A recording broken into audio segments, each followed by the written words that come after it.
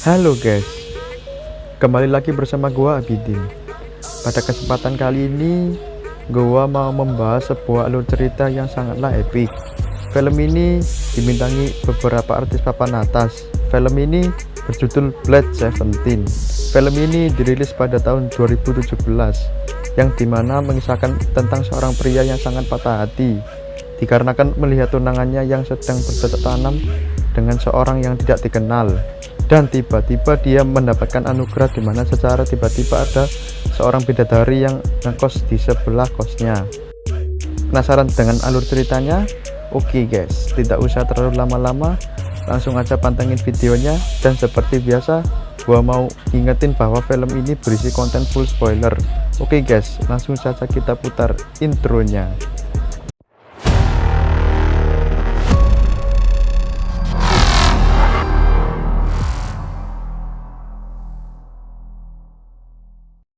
Film dibuka dengan diperlihatkan seorang pria yang bernama Songgi. Songgi ini bekerja di sebuah perusahaan yang dimana Songgi ini adalah orang yang rajin dan sangat disiplin dalam melakukan pekerjaan. Singkat cerita, Songgi telah pulang dari kerja. Songgi pun berniatan untuk menghampiri tunangannya dan memberi kejutan untuk tunangannya. Tetapi saat Songgi menelpon tunangannya tersebut, tunangannya malah tak menghiraukan Songgi. Songgi pun merasa ada yang aneh dan dia pun langsung bergegas menuju kos tunangannya tersebut.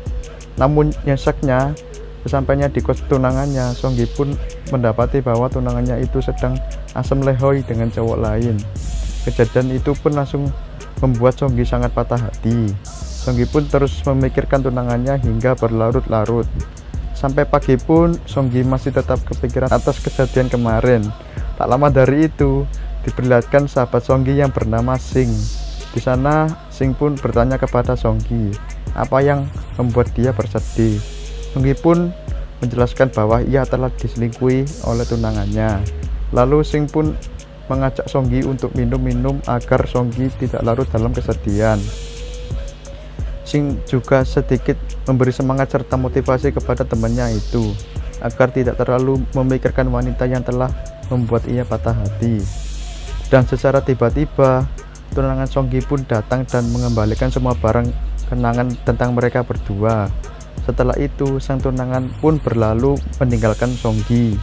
Singkat cerita, keesokan harinya saat Songgi sedang berbaring, tiba-tiba ada seseorang gadis datang mengetuk pintu kamar kos Songgi.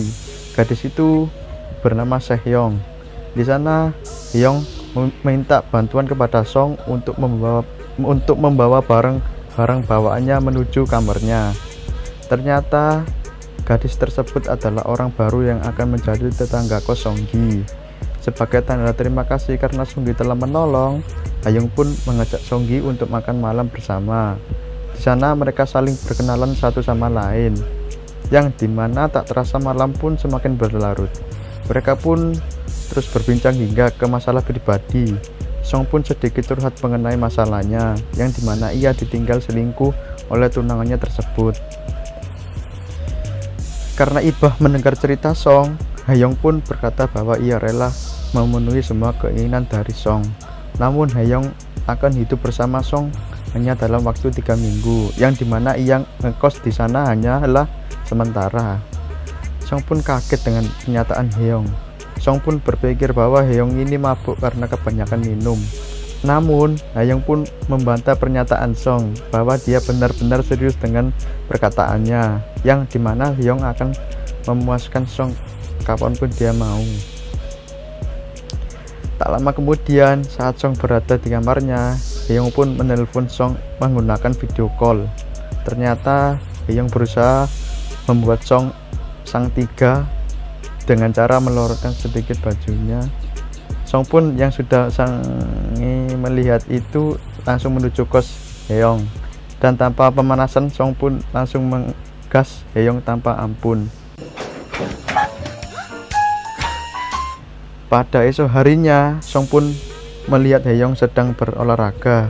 Di sini Song pun langsung menikmati pemandangan tersebut sampai Song tidak mengedipkan mata.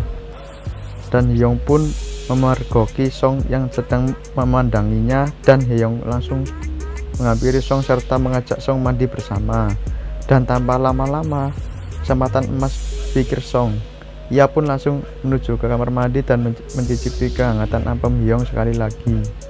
Setelah selesai mandi becek, Song pun yang merasa puas langsung mengajak Hyong untuk berjalan-jalan mengelilingi kota. Singkat cerita, malam pun tiba. Mereka pun memutuskan untuk makan malam bersama di sebuah warung makan. Di sana, mereka pun berbincang-bincang serta menikmati makanan yang dihidangkan. Dan saat Hyong memakan paha ayam, Song pun tak kuasa menahan birainya. Seketika Johnny Song pun terbangun dari tidurnya karena telah melihat bibir Hyong yang sangat seksi sedang melumat paha ayam. Tak lama dari itu, Sing pun lewat, yang dimana Sing mendapati sahabatnya tersebut sedang bersama gadis cantik. Tanpa pikir panjang, Sing pun mendatangi Song dan langsung mengintegrasi hubungan mereka berdua, yang kemudian Hyong pun menjawab bahwa Song itu adalah tunangannya. Terlihat Sing sebenarnya tidak percaya akan ucapan Hyong. Di sini pun terlihat Sing ingin sekali mencicipi apem Hyong. Lalu Song yang mengerti akan maksud dari sahabatnya itu pun langsung mengusirnya seketika. Hyong pun yang masih kurang puas dengan keservisan Song, ia pun langsung mengundang birahi Song, yang dimana Hyong memberikan bungkus apemnya kepada Song. Song pun langsung sang tiga kembali. Kali ini mereka berdua melakukan kegiatan bersama di sebuah tenda. Terlihat bahwa kedua pasangan ini sedang memiliki perasaan yang sama-sama cinta. Dimanapun, kapanpun, setiap ada waktu, selalu saja diisi dengan penceritannya. Singkat cerita, Song pun mengingat perkataan dari sahabatnya, yang dimana sahabatnya berkata bahwa Hyong tiba-tiba datang ke kehidupannya dan mau melakukan apa saja demi Song. Song pun penasaran, ia pun langsung menanyakan identitas dari Hyong sebenarnya. Namun Hyong pun tidak menjawab dan tetap merahasiakan siapa dia sebenarnya. Saat mereka sedang berjalan, mereka pun tak sengaja bertemu mantan tunangan Song. Di sana mantan Song pun menyindir Song bahwa ia bisa mendapatkan penggantinya yang sangat cantik rupawan. Hyong pun langsung pergi meninggalkannya. Dan malam pun menjelang, Sing pun mengajak Song dan Hyong untuk minum bersama, dan ternyata ini hanyalah akal-akalan Sing agar bisa mengambil hati Hyong. Song pun cemburu. Song pun langsung mengusir Sing agar bergegas pulang. Song yang cemburu pun berpikiran buruk kepada Hyong, yang dimana Song berpikir bahwa Hyong memberikan perhatian yang lebih kepada Sing. Karena merasa bersalah, paginya Hyong pun mencoba merayu Song dengan datang ke kamarnya dan langsung memegang Johnny Song. Dan ternyata Hyong salah sasaran, yang dimana Hyong memegang Johnny milik Sing yang sedang menginap di sana. Mereka pun bangun dan terkejut. Song pun semakin marah dan berniat meninggalkan Hyong. Namun karena Song sangat mencintai Hyong, Song pun tak jadi meninggalkannya dan malah melanjutkan aktivitas sehari-harinya, yaitu mencangkul apem Hyong. Singkat cerita, malam pun tiba. Song yang ingin pulang pun mampir ke sebuah supermarket. Song berniatan untuk membeli beberapa cemilan untuk Hyong. Terlihat di sana ada seorang gadis yang wajahnya mirip dengan Hyong. Lalu Song pun mengabaikannya dan bergegas pulang. Tapi Song pun masih curiga dan penasaran akan siapa sebenarnya Hyong. Sesampainya di rumah, Song pun mencoba mencari identitas Hyong melalui koper bawaannya. Secara mengejutkan, Song menemukan sebuah remote yang bertuliskan D-12. Yang lalu sesampainya di kamar, Hyong pun sudah menunggu Song dengan sebuah makanan kesukaan Song. Song pun memakannya sambil menanyakan perihal tentang identitas dari Hyong.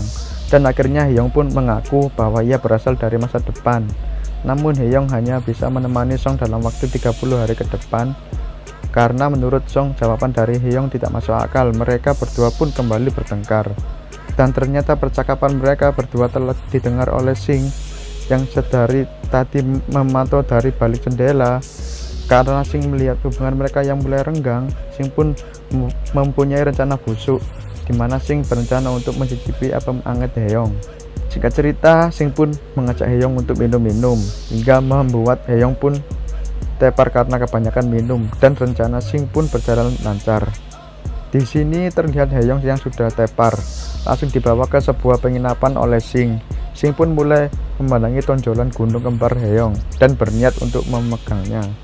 Belum sempat memegang, secara tiba-tiba Haeyoung tersadar dan tanpa sengaja menghadap wajah Sing hingga Sing terkapar lemas tak berdaya. Di tempat lain, Song yang sudah tepar juga ia dibawa ke sebuah penginapan dengan mantannya. Seketika mereka berdua pun terkejut dan ingin bergegas pergi dari penginapan tersebut. Tetapi saat di luar, Song pun bertemu dengan Haeyoung, yang dimana Haeyoung mendapati Song bersama mantannya, dan sebaliknya Song melihat Haeyoung bersama Sing. Song yang cemburu buta pun langsung marah-marah kepada Haeyoung. Tetapi mungkin karena mereka berjodoh, walaupun mereka diterpa banyak masalah, mereka pun mampu menghadapinya dan berbaikan kembali. Dan mereka pun memutuskan untuk menginap di hotel agar bisa melupakan semua masalah yang mereka alami saat ini. Tanpa lama-lama mereka pun melakukan mantap-mantap di sebuah kolam renang hotel. Tak lupa mereka juga berfoto-foto ria untuk dijadikan sebuah kenang-kenangan. Singkat cerita, saat Song sedang berjalan sendirian, tiba-tiba Song melihat orang yang mirip dengan Haeyoung di supermarket waktu itu. Song pun menarik tangan gadis tersebut, tetapi gadis itu tak mengenal Song sama sekali. Karena merasa kebingungan, Song pun menceritakan pengalaman aneh yang ia alami kepada Haeyoung. Di sini Haeyoung menjelaskan bahwa gadis itulah yang akan menjadi jodoh dari Song di kemudian hari, di mana diceritakan bahwa mereka berdua adalah sepasang kekasih. Tetapi kejadian naas menimpa Song, di mana Song mengalami insiden kecelakaan dan tewas. Dan juga Haeyoung menjelaskan bahwa besok adalah hari terakhirnya bersama Song. Song pun percaya dan penjelasan Haeyoung membuat Song sangat bersedih atas kisah cinta yang dialaminya.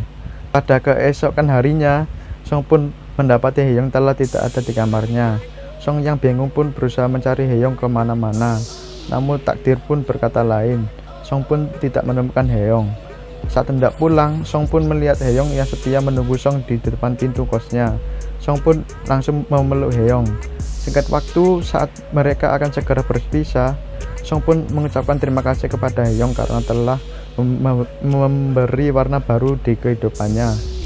Mereka pun bersedih, dan Song untuk terakhir kalinya, ia pun mengajak Haeyoung mantap-mantap sebagai salam perpisahan terakhir mereka. Pada keesokan harinya, saat Song sedang bekerja, tiba-tiba ia mendapati seorang karyawan baru. Ya, bisa kalian tebak, karyawan tersebut adalah Haeyoung yang belum mengenal Song, yang bernama Jo Haeyoung. Song pun senang karena jodohnya sudah ada di depan matanya, dan juga Song pun sering sekali memberikan perhatian lebih kepada Jo Hae. Tak lama kemudian, rekan kerja Song pun menelpon dan meminta bantuan untuk mengangkat sebuah barang. Namun naas, Song yang kurang berhati-hati dan terlalu bersemangat pun langsung tertabrak oleh sebuah mobil, sehingga Song pun harus dibawa ke rumah sakit untuk mendapatkan penanganan yang serius. Jo Hae pun bersedih dan terus menangisi apa yang dialami oleh Song, dan ternyata Jo Hae menangis karena telah mengingat masa lalu yang telah ia lewati bersama Song. Dan di akhir film diperlihatkan Song yang telah keluar dari ruang pengobatan, dan beruntungnya Song pun hanya mengalami patah-patah kaki. Jo Hae pun berkata kepada Song bahwa ia mengingat semua kejadian masa lalu yang telah ia alami dengan Song. Lalu film pun tamat. Ya guys, kalau menurut gua film ini bagus, cuma alurnya sedikit ada yang kagak masuk akal. Dimana saya mendapat kesalahan di sini, dimana kenapa Jo Hae bisa mengingat kejadian masa lalu Jo Hae, yang dimana sebenarnya itu adalah kejadian masa depan Jo Hae yang telah kembali ke masa lalu. Ya, tapi kalau buat sekedar hiburan film ini sih sangat cocok untuk ditonton. Dramanya cukup bagus, acting dari pemainnya cukup total. Gue lihat film ini jujur gua sedih sama si Song. Beruntung sekali ia bertemu wanita seperti Jo Hae. Walaupun banyak mantap-mantapnya, kita bisa ambil pesan moral di film ini. Kita bisa ambil sisi baiknya, yang dimana pesan moral dari film ini ialah jangan pernah mantap-mantap di kolam renang hotel. Oke guys, mungkin cukup segini saja pembahasan dari kami. Maaf jika ada salah kata. Jangan lupa like, comment, and subscribe untuk mendukung channel ini. Ya guys, gue Abidin cabut dulu. Saya ucapkan assalamualaikum warahmatullahi wabarakatuh. See you next time video guys. Bye bye.